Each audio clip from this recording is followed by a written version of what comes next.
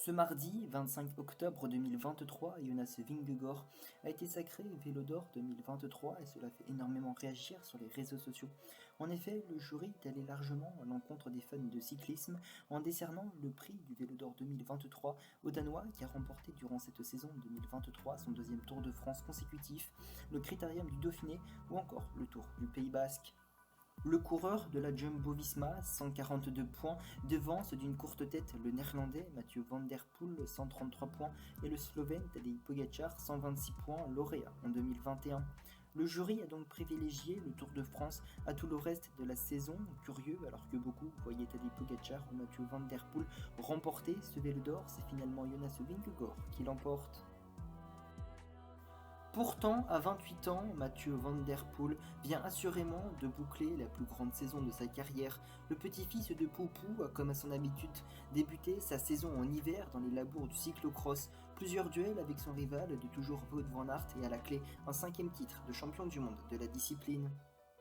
Son début de saison sur route est éclatant. Surpuissant, il remporte son premier Milan-San Remo, le 3e monument de sa carrière. Monumental, il s'offre ensuite Paris-Roubaix et s'inscrit un peu plus dans la légende du cyclisme. En préparation pour le Tour de France, il remporte sans concurrence le Tour de Belgique. Un Tour de France sans frisson, il se mue avec succès en équipier pour le sprinter Philipsen qui décroche 4 succès d'étape sur la grande boucle, avant de devenir quelques jours plus tard champion du monde sur route à Glasgow. Ses 3 principaux succès sur Milan-San Remo, Paris-Roubaix et les championnats du monde font de sa saison l'une des plus grandes de l'histoire. Lui, Tadej Pogačar, n'arrêtera jamais de nous surprendre. Connu pour ses victoires sur les grands tours, Pogačar a prouvé qu'il était aussi un immense classic man. En écrasant le Tour d'Andalousie, s'imposant au classement général et sur 3 des 5 étapes. Même chose sur Paris-Nice où il fait ses retrouvailles avec son fidèle rival de l'été 2022. Sur le Tour, Jonas Vingegaard. Résultat, 3 victoires d'étape, le classement général et une belle claque aux Danois. En remportant le Tour des Flandres, son 4e monument, le Slovène écrit l'histoire et devient le 3e coureur de l'histoire à remporter le Tour de France et le Tour des Flandres avec Eddy Merckx et Louison Bobet, un exploit hors du commun à l'époque où les vainqueurs de classiques de Grand Tour sont très différents.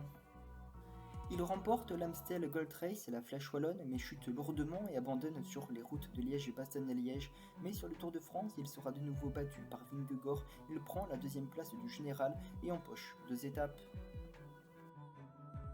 Sur un parcours peu à son avantage, il prend la médaille de bronze sur les championnats du monde derrière Van der Poel et Van Aert. Au départ du 5e et dernier monument de l'année, il couronne sa magnifique saison en remportant pour la 3e fois consécutivement le Tour de Lombardie. Le rapprochement avec les plus grands coureurs de l'histoire, Eddy Merckx prend de plus en plus son sens. Pogačar est un cannibale qui gagne sur tous les terrains de janvier à octobre.